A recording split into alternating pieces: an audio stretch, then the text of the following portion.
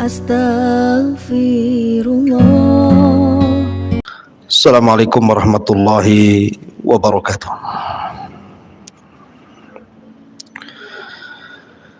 Alhamdulillah wassalatu wassalamu ala Rasulillah wa ala alihi wa sahbihi wa mawalah wa la hawla wa la quwata illa billahi wa ba'du. Qala Allah azza wa jal, ya ayyuhalladzina amanu taqullaha haqqa tuqatih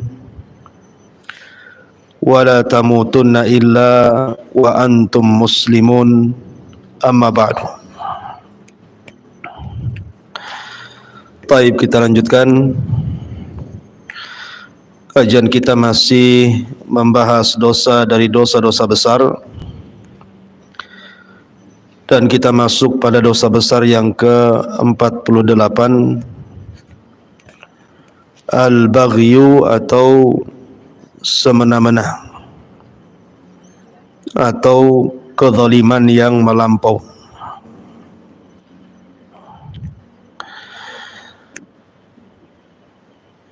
Di sini Allah Subhanahu wa taala berfirman dalam surah Asy-Syu'ara ayat 42, innamas sabilu 'alal ladzina yadhlimuna an-nasa wa yabghuna fil ardi bighairil haqq ulaika lahum adzabun alimun. Sesungguhnya kesalahan hanya ada pada orang-orang yang berbuat zalim kepada manusia dan melampaui batas di permukaan bumi tanpa ada hak yang dibenarkan. Maka mereka itulah yang akan mendapatkan siksa yang sangat pedih. Di sini Allah Subhanahu wa taala mengancam orang-orang yang melakukan kezaliman dan semena-mena bahwa mereka di akhirat akan mendapatkan azab yang pedih.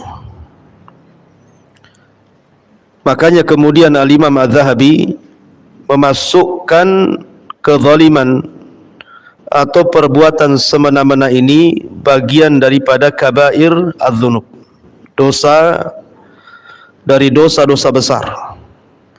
Karena definisi dosa besar itu setiap dosa yang ada ancaman di dunia dengan hudud, dan dosa yang ada ancaman di akhirat dengan azab.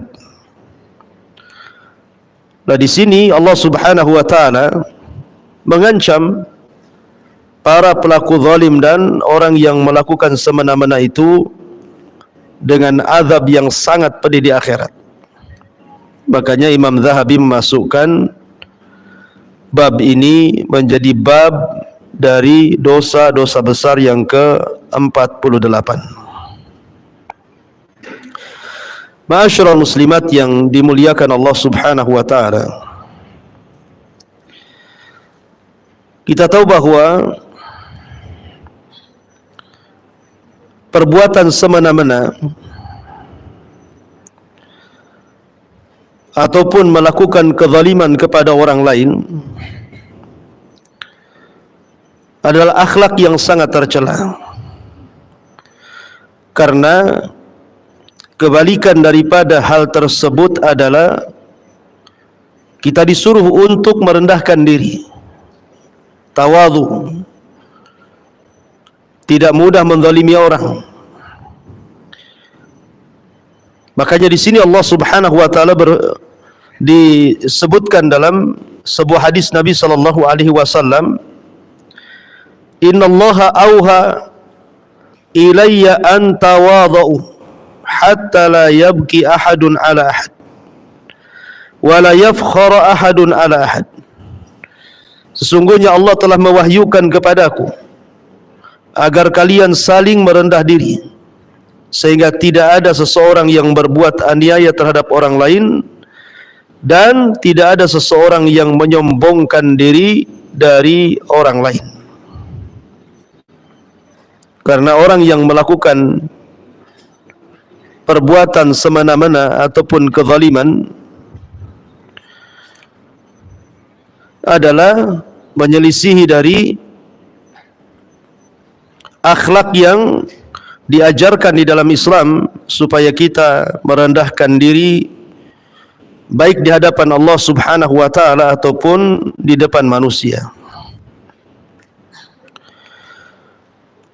Dan kita tahu kesudahan orang-orang yang melampaui batas atau orang yang melakukan semena-mena dan kezaliman itu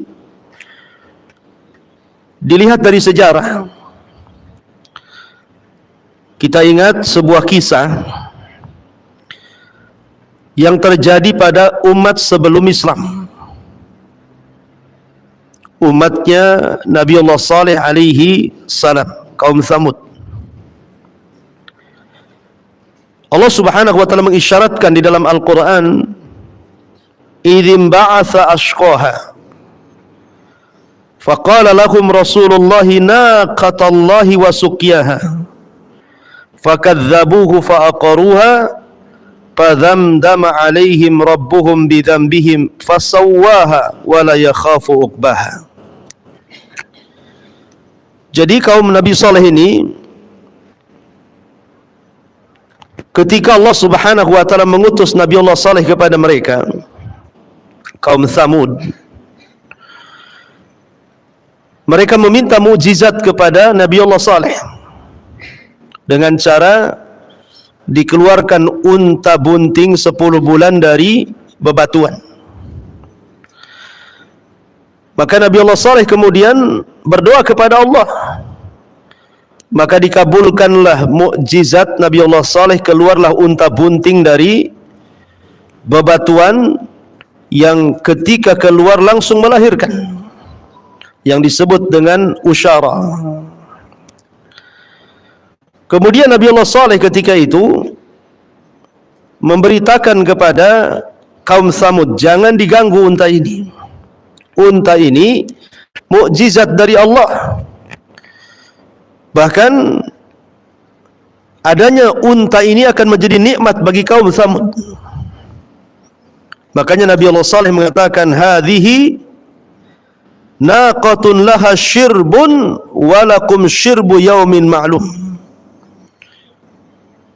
Berikan unta ini minum, dan ketika unta ini minum, kalian jangan mengambil air dari sumber ini, tetapi kalian boleh mengambil air susu unta ini. Subhanallah, air susu untanya, mukjizat Nabi Allah Saleh ini, sanggup memberikan minum seluruh kabilah Thamud, padahal satu unta itu. Dan itu nikmat dari Allah Subhanahu wa taala. Mereka tidak mendapatkan air susu semudah itu. Jadi mereka kapanpun mengambil air susu unta Nabi Saleh, itu cukup untuk minum mereka dan pergi susu unta itu. Tetapi Nabi Saleh mengatakan, wala tamussuha bisu, tolong jangan ganggu. Kalian boleh mengambil air susunya, tapi jangan ganggu untanya. Sebab kalau diganggu, fayakhudakum adzabun yaumin azim, akan datang azab yang sangat besar yang akan datang kepada kalian. Tiba-tiba kemudian ada orang yang hasad kepada Nabi Allah Saleh. Seorang wanita hasad kepada Nabi Allah Saleh. Wanita ini punya anak perempuan yang cantik dan punya kekayaan yang banyak. Kemudian menawarkan siapa yang bisa membunuh unta Saleh, maka dia akan mendapatkan harta yang banyak dan boleh menikahi putrinya. Rupanya muncul orang yang sangat celaka, yang suka melakukan semena-mena dan kezaliman. Namanya Salif ibn Qidar, yang disabdakan Nabi SAW ketika bertanya kepada Ali radhiyallahu an, wahai Ali, tahukah orang yang paling celaka? Kata Ali radhiyallahu an, tidak tahu. Maka Rasul mengatakan orang yang paling celaka adalah orang yang membunuh unta Nabi Saleh, kemudian orang yang membunuh dirimu. Maksudnya Nabi SAW adalah Kidar Ibn Salif yang membunuh unta Nabi Saleh alaihi salam. Maka kemudian Kidar Ibn Salif ini membawa satu kawannya, kemudian mengincar unta Nabi Allah Saleh yang sedang minum. Maka ketika pas waktunya, kemudian diseranglah unta itu, disembelih, dikuliti, bahkan kemudian dagingnya dibagi-bagi dan dimakan. Padahal itu unta mukjizat yang Allah Subhanahu wa taala karuniakan kepada kaum Samud. Tetapi kaum Samud, mereka melampaui batas. Mereka melakukan kezaliman, mereka melakukan hal yang semena-mena, melewati batasan-batasan Allah Subhanahu wa taala, mengingkari nabinya. Maka apa yang terjadi? Idzim ba'asa ashqaha, ketika kaum Samud mengutus orang yang paling celaka dari mereka. Apa yang terjadi di ujung ayat? Wa fakadzabuhu faaqaruha, mereka mendustakan Nabi Allah Saleh dan mereka menyembelih untanya. Fadzamdama alaihim rabbuhum bidzambihim fasawwaha. Dari situlah Allah Subhanahu wa taala akhirnya kemudian mengazab karena dosa mereka sudah menyembelih mukjizat yang Allah anugerahkan kepada kaum Samud berupa unta yang merupakan kebesaran Allah Subhanahu wa taala yang Allah tampakkan kepada kaum Samud. Itu akibat dari apa? Akibat dari perbuatan melampaui batas dan semena-mena. Makanya setelah kemudian mereka melakukan penyembelihan itu, maka mereka kemudian mulai membidik Nabi Saleh. Untanya sudah disembelih, kemudian anak untanya lari dan masuk lagi ke batu. Kemudian mereka mulai membidik siapa? Nabi Allah Saleh untuk dibunuh. Nah, itulah melampaui batas kan.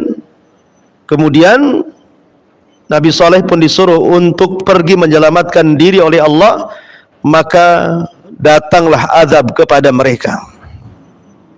Hari pertama wajah mereka menguning, kemudian hari kedua memerah, hari ketiga menghitam. Kemudian Allah mengutus Jibril untuk berteriak dan membunuh seluruh kaum Samud. Itulah akibat daripada kesewenang-wenangan, kezaliman yang dilakukan oleh Kidar Ibn Salif dan orang-orang yang bersamanya. Ini satu kisah ya, bahwa bagaimana Allah Subhanahu wa taala tidak akan membiarkan perbuatan semena-mena itu. Perbuatan zalim yang melampaui batas Allah tidak mungkin membiarkan. Makanya Allah Subhanahu wa taala berfirman, wala tahsabannallaha ghafilan amma ya'malu zalimun. Jangan sangka Allah itu membiarkan orang-orang yang melakukan kezaliman, tidak. Bahkan Allah Subhanahu wa taala akan membalasnya. Lihat Qarun. Qarun, ma'ruf Qarun. Siapa yang tidak kenal Qarun? Qarun ini ada yang mengatakan dia adalah kerabat daripada Nabi Musa alaihi salam. Bahkan dia pengikut Nabi Musa dari Bani Israel. Dia disebut Munawwir karena wajahnya terang dan suaranya indah ketika membaca Taurat. Ketika dia masih miskin, dia datang kepada Nabi Musa meminta doa agar Allah memberikan kekayaan. Musa pun mengajarkan doa. Akhirnya Qarun pun memahami Ismul A'zam, nama-nama besar. Dengan nama-nama Ismul A'zam itulah dia mendapatkan kekayaan dari Allah Subhanahu wa taala. Tetapi lambat laun kemudian Qarun justru memusuhi Nabi Musa. malah kemudian tidak mau menjalankan syariat Nabi Musa, bahkan menolak untuk membayar zakat. Makanya Allah Subhanahu wa taala katakan, kalla innal insana la yatgha an ra'ahu istaghna. Sekali-kali tidak manusia itu mudah melakukan semena-mena, melakukan kezaliman dan melampaui batas apabila Allah Subhanahu wa taala memberikan kecukupan kepadanya. Itulah Qarun. Suatu hari Qarun ini karena sudah sering menyakiti Nabi Musa, dia ingin mencelakakan Nabi Musa alaihi salatu wassalam dengan cara memfitnah Nabi Musa. Dia menyewa seorang wanita pelacur, kemudian mengatakan kepada wanita pelacur ini, maukah kau mengatakan bahwa engkau berzina dengan Nabi Musa dan engkau hamil oleh Nabi Musa? Katakan di hadapan manusia, aku akan beri imbalan sekian dan sekian. Akhirnya wanita ini setuju dan siap untuk memfitnah Nabi Musa dengan imbalan besar dari Qarun. Maka Qarun pun mengumpulkan orang. Akhirnya kemudian ketika berhadapan dengan Nabi Musa, Qarun mengisyaratkan kepada wanita itu, bicara. Tiba-tiba wanita itu terdiam, kemudian sesekali memandang Qarun, sesekali memandang Nabi Musa. Tetapi tiba-tiba Allah Subhanahu wa taala menganugerahkan kepada wanita ini kelembutan, kasihan ke Musa. Akhirnya kemudian dia tega untuk mengucapkan bahwa dia pernah berzina dengan Musa dan hamil oleh Musa. Tiba-tiba dia berbalik ucapannya dan mengatakan bahwa aku disuruh untuk memfitnah Nabi Musa dengan imbalan sekian dan sekian dari Qarun. Oh, marah Qarun. Dan marah pula Nabi Musa alaihi salam. Sama-sama marah. Qarun marah kepada wanita itu, dan Musa marah kepada Qarun gara-gara hendak memfitnah dia di halayak manusia. Dari sini terjadi mula'anah. Qarun melaknat Nabi Musa, tetapi tidak mungkin seorang Nabi dilaknat menjadi sebuah ijabah. Tetapi Musa melaknat Qarun menjadi sebuah kenyataan. Dia pun meminta kepada Allah Subhanahu wa taala untuk menundukkan bumi. Maka Allah izinkan agar Musa memerintahkan sesuatu ke bumi untuk menenggelamkan Fir'aun. Maka kemudian Musa pun memanggil bumi dan mengatakan, ya ardi ibla'i, wahai bumi telanlah Qarun dan seluruh kekayaannya. Apa yang terjadi? Allah Subhanahu wa taala isyaratkan dalam Al-Qur'an, fa khasafna bihi wa bidarihil arda. Kami tenggelamkan Qarun dan seluruh kekayaannya. Lihat bagaimana akibat dari baghi, ya, kezaliman dan perbuatan semena-mena yang dilakukan Qarun menjadikan Allah azab Qarun. Maka di sini mu'alif rahimahullahu taala mencantumkan sebuah hadis, "Lau baga jabalun ala jabalin la ja'alallahu al-bagi minhu madakka." Kalaulah saja sebuah gunung berbuat kezaliman terhadap gunung yang lainnya, berbuat semena-mena terhadap gunung yang lainnya, niscaya Allah akan menjadikan gunung tersebut menjadi abu, hancur hingga menjadi tanah yang rata. Subhanallah. Seandainya gunung itu tidak berakal, Bu, seandainya gunung mendolimi gunung yang lainnya, maka gunung yang menzalimi yang lainnya akan diratakan Allah dengan tanah sebagai akibat dari kezalimannya. Ya. Jadi kezaliman itu ada konsekuensinya. Kalau seandainya gunung saja bisa diratakan karena kezalimannya, karena perbuatan yang melakukan semena-mena itu, bagaimana pula manusia? Makanya kenapa Allah Subhanahu wa taala lipat gandakan azabnya orang yang melakukan kezaliman, melampaui batas dan melakukan hal-hal yang sifatnya semena-mena. Di dunia dia dapat azab, di akhirat juga dapat azab. Perhatikan hadis ini. Nabi mengatakan, "Ma min dzambin ajdaru an yu'ajjilallahu ta'ala li sahibihi al-'uqubata fid dunya ma'a ma yaddakhirullahu lahu fil akhirah mithlul baghyi wa qati'atir rahim."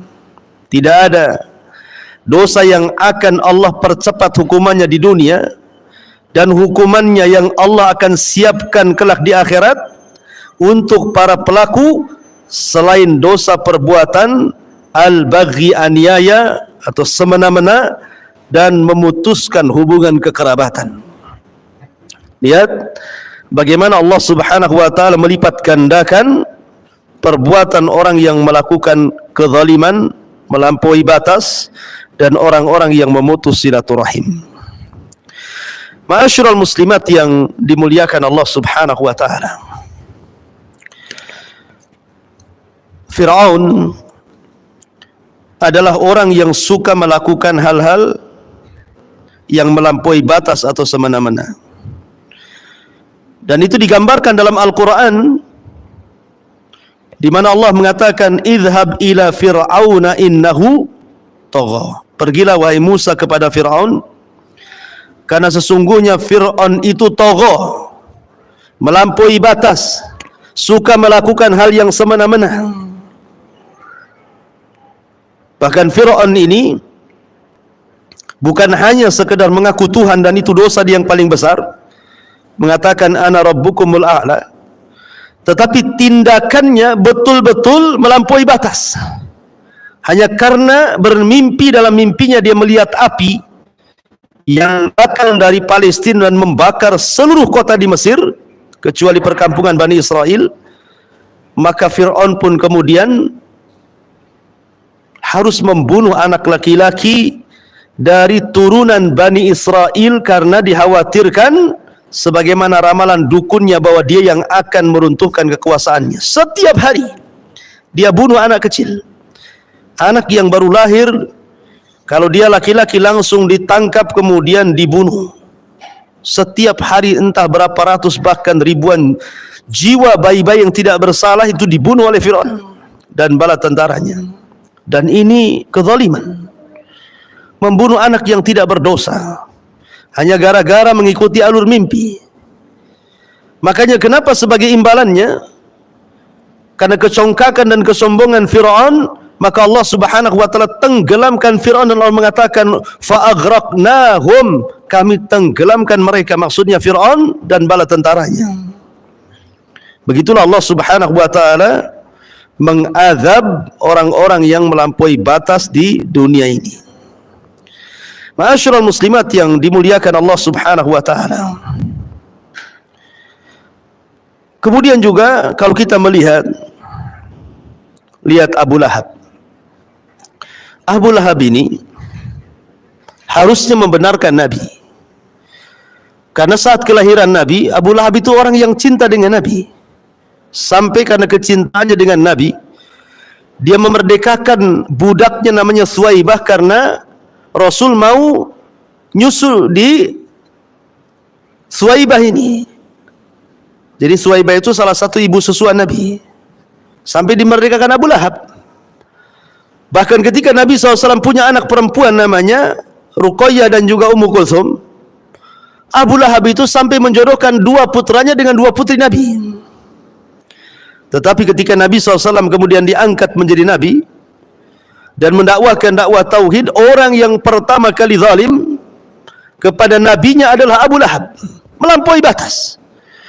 Karena mengganggu dakwah Rasul itu bukan hanya dengan ucapan, bahkan dengan perbuatan, bahkan dengan kekayaan, waktunya, bahkan istrinya pun kompak, bahkan anak-anaknya kompak untuk memusuhi Nabi SAW. Nah, itulah perbuatan mana-mana Abu Lahab.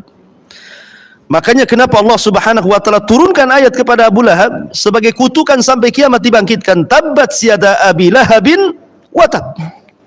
Ya. Celaka kedua tangan Abi Lahab, dan celaka kedua tangan Abi Lahab itu. Ma'agna anhu maluhu wa makasab, tidak akan manfaat harta dan kekayaannya. Saya selana rong zata lahab, dia akan dimasukkan ke neraka yang menyala-nyala. Wa imra'atu hammalatal hatab, termasuk juga istrinya, wanitanya Abi Lahab, yang selalu membawa kayu bakar ke sana kemari. Fi jidha hablum min masad, juga sama lehernya akan dibalut dengan kalung yang terbuat dari api neraka. Artinya bahwa perbuatan zalim, semena-mena, itu tidak mungkin dibiarkan oleh Allah Subhanahu wa taala. Ingat Bu, ketika saya bercerita kepada ibu-ibu tentang kisah seorang preman yang dikisahkan oleh Imam Zahabi, Imam Az-Zahabi rahimahullahu ta'ala, dan itu sudah lalu kita kisahnya karena juga dikisahkan dalam kitab Al-Kabair ini kan, tentang seorang preman yang melakukan kezaliman kepada seorang nelayan. Ini kisah dikisahkan Imam Zahabi ini, artinya kisah ini sudah ada di zaman pengarang kitab Al-Kabair ini, Imam Zahabi. Jadi seorang preman ini, dia sedang berjalan-jalan di tepi lautan. Tiba-tiba kemudian ada seorang nelayan yang baru sampai dari lautan dan mendapatkan satu ikan besar, itu pun hanya untuk memenuhi kehidupan dirinya dan keluarganya serta anak-anaknya. Hanya dapat satu ikan besar. Kalau diambil, hari itu mereka tidak makan. Jadi preman ini mendatangi nelayan itu, tiba-tiba mengambil ikan itu dan mengancam kalau tidak diberikan ikan itu akan dibunuh.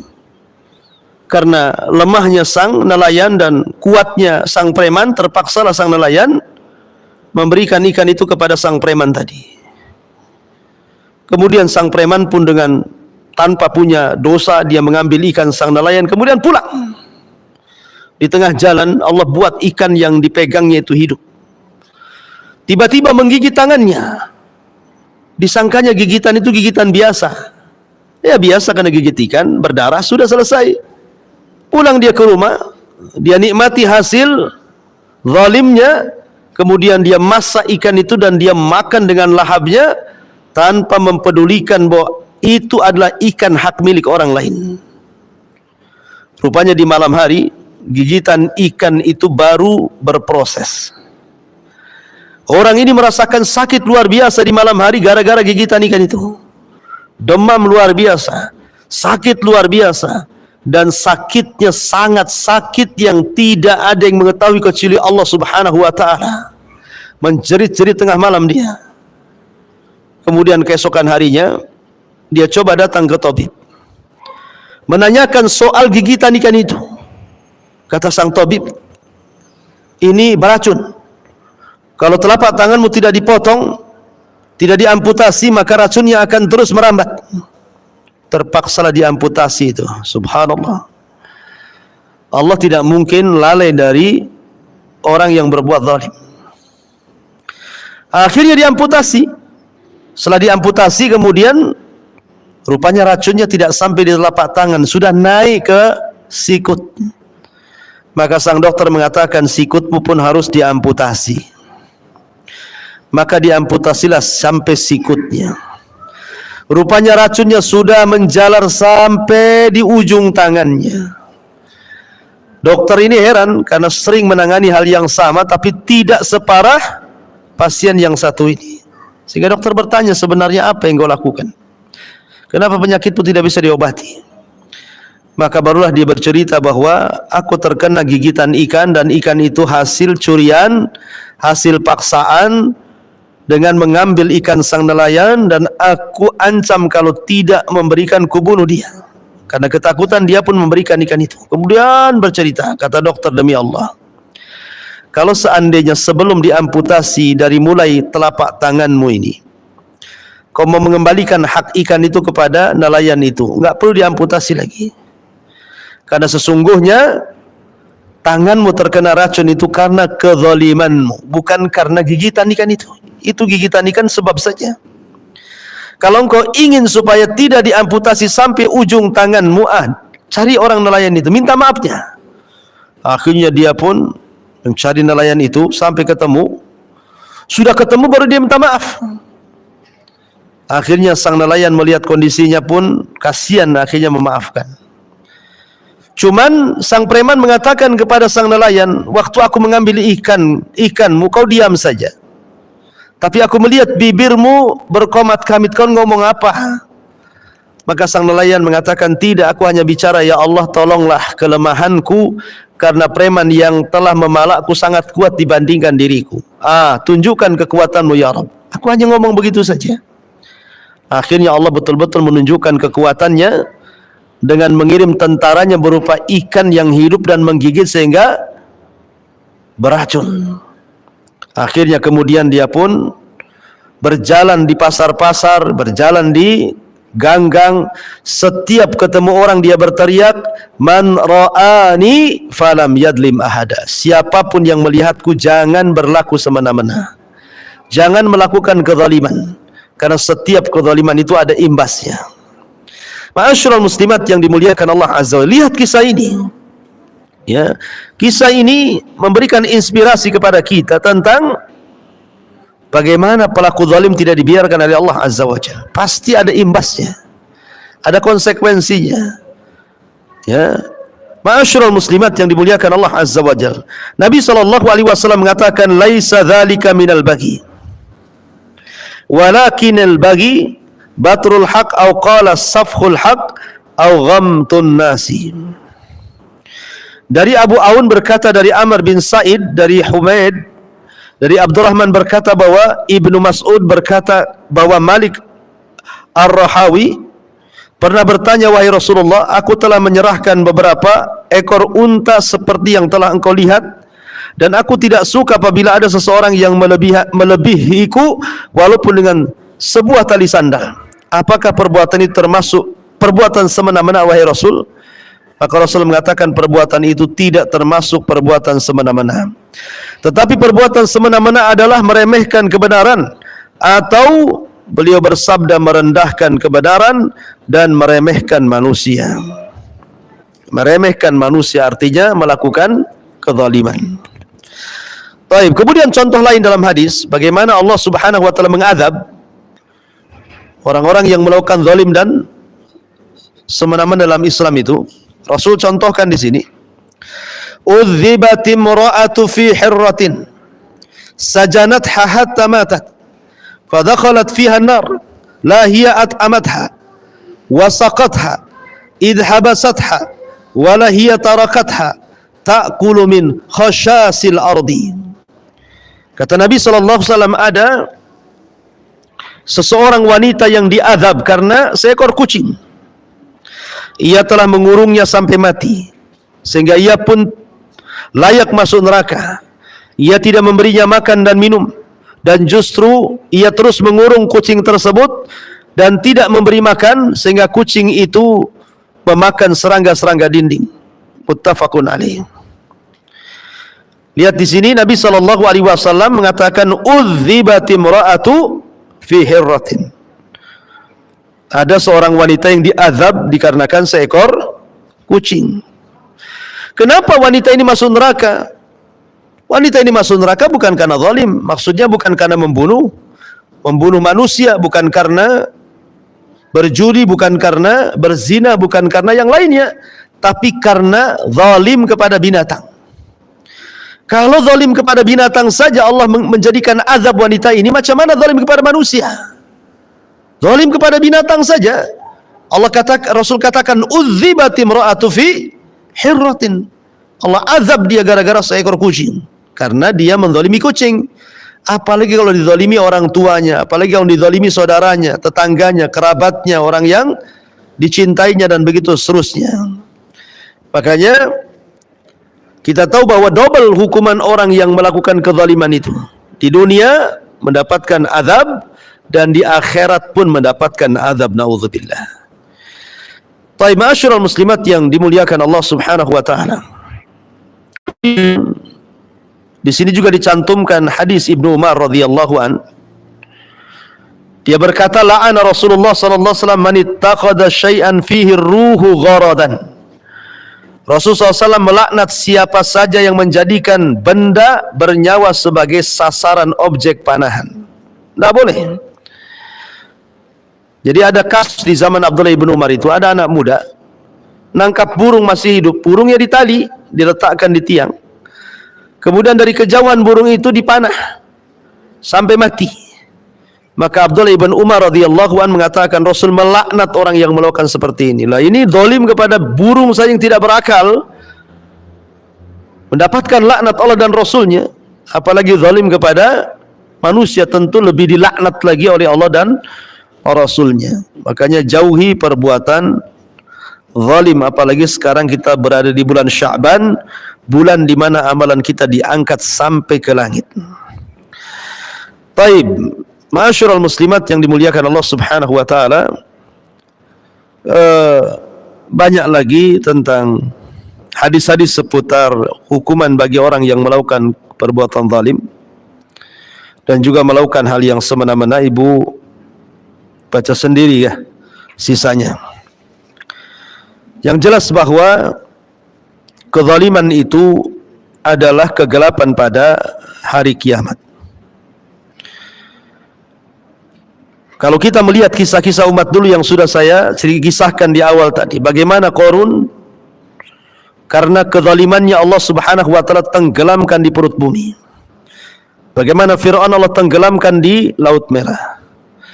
Bagaimana kisah Al-Walid ibn Mughirah yang Allah turunkan dalam surah Al-Mudaththir, Allah sediakan neraka yang sangat pedih yang disebut dengan Saqar, sauslihi Saqar.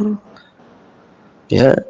Kemudian juga bagaimana Namrud yang sombong congkak melakukan hal yang semena-mena, akhirnya diazab oleh Allah dengan dikirim satu nyamuk kemudian bercokol di otaknya selama 40 tahun sehingga dia jadi gila, dan matinya gara-gara dia minta pembantunya memukul di kepalanya supaya nyamuk itu keluar. Akhirnya dengan sebab pukulan itu dia meninggal. Itu Namrud, ya kan? Jadi orang-orang yang zalim, orang-orang yang suka melampaui batas itu ada akibatnya nanti.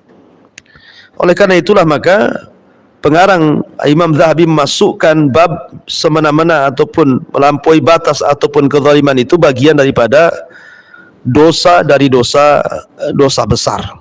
Ya. Wallahu a'lam bishawab.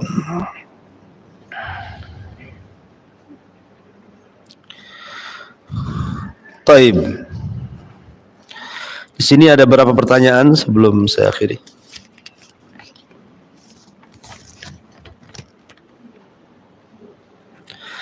Bolehkah seseorang wanita mengikuti olahraga memanah, berkuda dan renang? Boleh, tidak ada larangan. Akan tetapi tentu di lingkungannya sesama wanita. Tak mungkinlah kemudian olahraga ikhtilat dengan laki-laki. Ya. Apalagi berenang pakai pakaian renang yang nampak tubuhnya gitu ya. Sementara ada laki-laki yang melihatnya, tidak boleh lah. Sesama wanita saja tidak boleh melihat aurat. Apalagi di tempat-tempat umum, di situ ada laki-lakinya.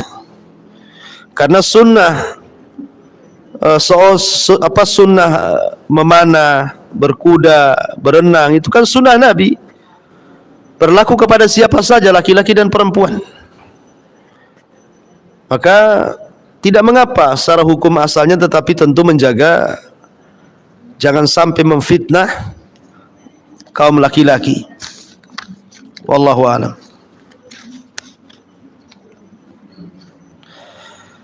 Mohon nasihatnya Ustaz, bagaimana sebaiknya jika seseorang sedang melunasi KPR rumah dengan riba dan ingin bertobat dengan niat menjual rumahnya, tapi sampai sekarang belum laku, belum ada yang minat, qadarullah, dan jika ada yang minat suatu hari nanti, tapi suatu hari nanti tapi mau membeli KPR lagi lah. Gimana ini? Mau jual KPR, mau beli KPR lagi? Salah tulisannya ya. Ini namanya keluar dari lubang buaya, masuk lubang harimau. Ya kalau seandainya seseorang sudah ada niat untuk keluar dari jeratan riba, itu sebuah hal yang baik. Ibu ingin meninggalkan sesuatu karena Allah, maka Allah mengatakan, wa man yattaqillaha yaj'al lahu makhraja. Barang siapa yang bertakwa kepada Allah, maka pasti suatu ketika Allah akan carikan jalan keluarnya. Dan Rasul mengatakan, man taraka syai'an awadallahu khairan min. Barang siapa yang meninggalkan sesuatu karena Allah, pasti Allah akan ganti sesuatu itu dengan yang jauh lebih baik lagi. Jadi kalau sudah ada niat, niatnya sudah bagus Bu. Niatnya saja sudah berpahala. Nah, tinggal usahanya sekarang. Kalau sampai sekarang belum ada yang beli, ya teruslah berdoa kepada Allah Azza wa Jal. Dan bayarlah KPR itu, jangan sampai telat supaya tidak ada penalti dan tidak ada riba. Sambil menunggu orang yang membeli rumah. Dan jangan mahal-mahal dijualnya. Ya. Yang penting kan niat ibu ini untuk supaya lepas dari riba kan, itu niatnya. Tapi kalau ingin dijual mahal-mahal dapat keuntungan, bukan itu alasannya. Nah, yang penting jual lah, mau balik modal pun jadilah kan itu ya. Yang penting lepas dari riba. Nanti sisanya untuk melunasi KPR, sisanya untuk membeli rumah. Sewa rumah jauh lebih baik dibandingkan beli rumah tetapi ada unsur ribanya. Masih baik sewa rumah, berkah hidupnya, tenang hidupnya, daripada rumah tetapi hasil daripada riba kan, nggak akan tenang hidupnya itu. Tetapi Allah pasti Allah mudahkan. Kalau Allah subhanahu berniat untuk lepas dari riba supaya mendapatkan yang halal dan rumah yang tidak ada ribanya, insya Allah pasti Allah subhanahu wa ta'ala akan carikan jalan keluarnya. Yakin itu. Kalau nggak yakin ya susah lah, harus yakin. Karena rizki Allah itu luas, wallahu a'lam. Ya. Taib. Kemudian bagaimana dengan azab dunia bagi orang tua yang zalim terhadap anaknya? Apakah menahan harta warisan dari suami yang meninggal tidak dibagi ke anak-anaknya termasuk zalim? Jazakallahu khairan. Iya. Harta warisan harus cepat dibagi. Sebab kalau tidak dibagi akan jadi konflik. Betapa banyak gara-gara warisan saudara dengan saudara saling membunuh. Saudara dengan saudara saling memutus silaturahim. Bahkan ada suatu kisah Bu. Ada orang tua meninggal. Anak-anaknya masih hidup. Pada awalnya anak-anak ini sepakat tidak menjual rumah orang tua dan tanahnya. Alasannya untuk tempat rumah pulang anak-anaknya biar tetap terhubung silaturahim. Tetapi tidak berjalan lama. Dalam hitungan tahun sudah mulai salah satu anaknya ngungkit soal warisan. Kenapa? Karena namanya ekonomi itu tidak stabil Bu. Terkadang Allah Subhanahu wa ta'ala menciptakan orang itu tidak dalam satu kondisi. Terkadang dia senang kerja, tapi satu kondisi dia susah kerja. Terkadang dia untung di satu sisi, tapi di sisi lain terkadang dia buntung. Mulailah salah satu anaknya ngungkit, kapan nih dibagi, aku lagi butuh duit. Awalnya ditentang oleh kakak-kakaknya, bukankah dia udah janji nggak dijual? Akhirnya kemudian mulailah dia buat ulah, mempengaruhi yang lainnya. Terjadilah dua kubu, yang satu mau dijual, yang satu tidak mau dijual. Akhirnya terjadi pertengkaran yang berakhir dengan saling memutus silaturahim. Lah ini terjadi gara-gara harta waris gitu ya. Kejadian nyata seperti itu. Makanya seharusnya cepat dibagi. Dan orang yang menahan harta waris itu zalim. Jelas zalim.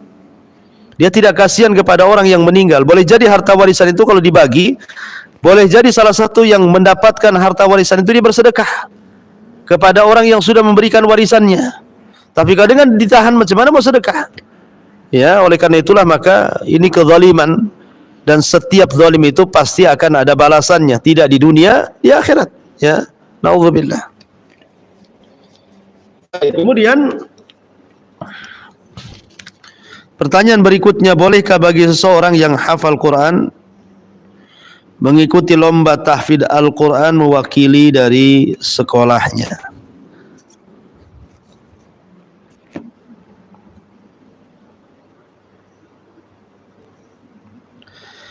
Wallahu a'lam. Ya, selama perlombaan itu tidak di depan laki-laki, kalau dia memang seorang perempuan gitu ya, maka selama tidak ada hal-hal yang menyimpang dari syar'i, ya tidak ada masalah perlombaan itu. Tidak ada unsur judi, ya, kemudian juga tidak ada khalwat. Karena bagaimanapun kalau yang membaca seorang wanita itu kan juga terkadang kalau pendengarnya adalah laki-laki bisa memfitnah suaranya kan gitu ya. Kalau berlomba di hadapan sesama wanita tidak ada masalah. Tetapi kalau penontonnya kemudian banyak laki-laki sementara dia perempuan gitu ya, maka ya saya pikir sih sebaiknya tidak perlu gitu ya, karena dalam hukum Islam sendiri tidak boleh dalam satu ruangan itu ada khalwat di situ. Memang perlombaan bagus sekali memberikan motivasi anak-anak kan? Anak-anak kita jadi semangat, anak-anak kita jadi semangat belajar, punya masa depan, punya cita-cita dan begitu seterusnya. Tapi kalau ada penyimpangan di lapangan gitu ya, maka sebaiknya tidak usah ikut, kecuali memang tidak ada penyimpangan sama sekali di lapangan perlombaan itu, tidak ada khalwat, ya bercampur baurnya laki-laki dan perempuan gitu ya. Kemudian berpakaian juga pakaian rapi, betul-betul syar'i. Pokoknya intinya tidak ada hal-hal yang menyelisih syar'i dalam perlombaan itu, tidak ada masalah. Ya, tapi kalau ada hal-hal yang menyimpang dari syar'i ya sebaiknya tidak perlulah ya. Wallahu a'lam.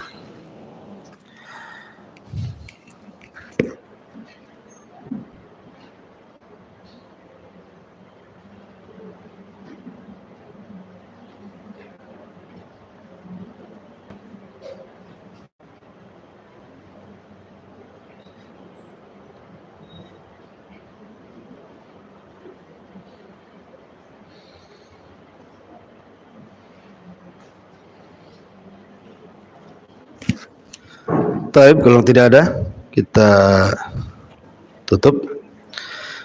Subhanakallah bihamdika asyhadu an la ilaha illa anta astaghfiruka wa atubu ilaik. Wallahu ta'ala. Assalamualaikum warahmatullahi wabarakatuh.